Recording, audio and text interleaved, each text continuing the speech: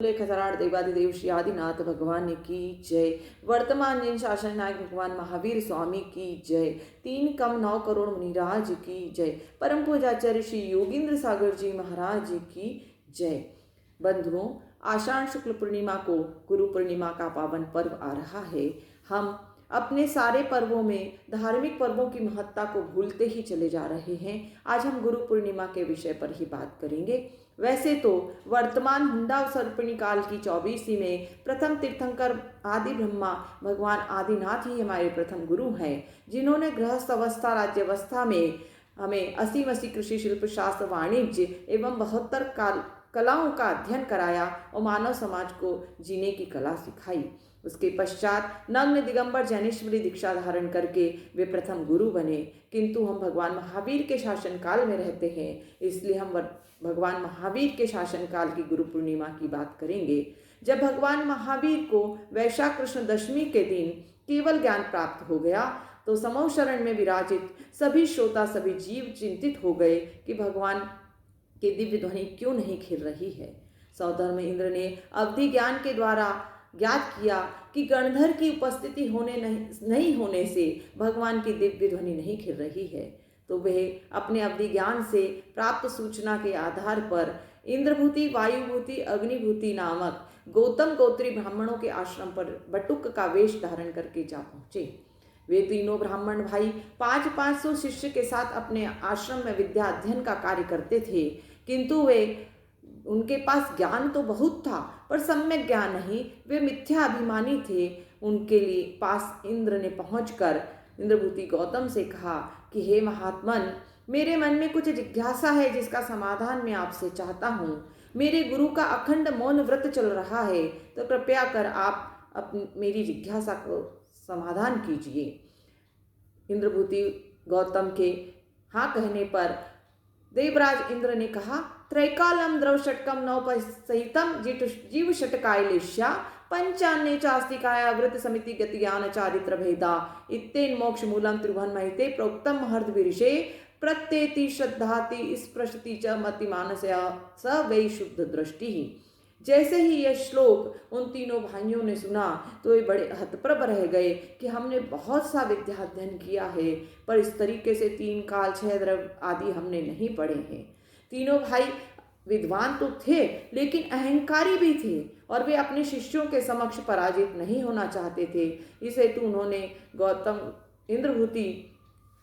गौतम ने सौधर्म इंद्र से कहा कि हम इसका उत्तर तुम्हारे गुरु के समक्ष चलकर ही देंगे और तुम अपने गुरु के पास हमें ले चलो। और वे तीनों अपने 500 शिष्य के साथ सौधर्म इंद्र के साथ विपुलाचल पर्वत पर भगवान महावीर के समूह शरण में जा पहुंचे, जहाँ पर मान स्तंभ देखकर ही उनका मान गलित हो गया और वे उसी समय प्रभु के चरणों में नतमस्तक हो गए।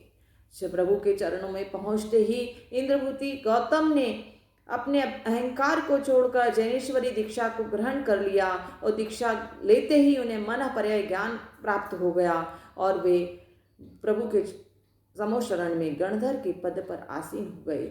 जिस दिन इंद्रभूति गौतम ने इस दीक्षा को धारण किया वो आषाढ़ शुक्ल पूर्णिमा का दिन था और इसीलिए उसे गुरु पूर्णिमा कहा जाने लगा, क्योंकि उस पूर्णिमा के दिन ही हमें हमारे सर्वोच्च गुरु गणधर की प्राप्ति हुई थी और तभी से गुरु पूर्णिमा का ये पावन पर्व मनाया जाने लगा है। आज के समय में हमने इन पर्वों को एक दिन तक सीमित कर दिया है, लेकिन नहीं, हमारे जीवन में तो प्रत्येक दिन ही गुरु पूर्णिमा का होना चाहिए, क्योंकि हमारे आगम्य का देवशास्त्र गुरु को समकक्ष मानकर हमने उनकी सामूहिक पूजा भी की है और हम प्रत्येक गुरु के सामने जो निर्ग्रंथ दिगंबर गुरु है, पिछी कमंडल का धारी है, उसके चरणों में हमारा मस्तक श्रद्धा से झुक जाना चाहिए। यही गुरु पूर्णिमा का महत्व है, क्योंकि गुरु तो बहुत से होते हैं लेकिन हमारे जीवन को जो तार दे, हमारे जीवन को जो एक नई दिशा दे, ऐसे गुरु हमें बहुत कम मिलते हैं। जो गुरु है वो अपने को मोमबत्ती के सदृश जलाकर और अपने शिष्यों का जीवन उजागर करता है।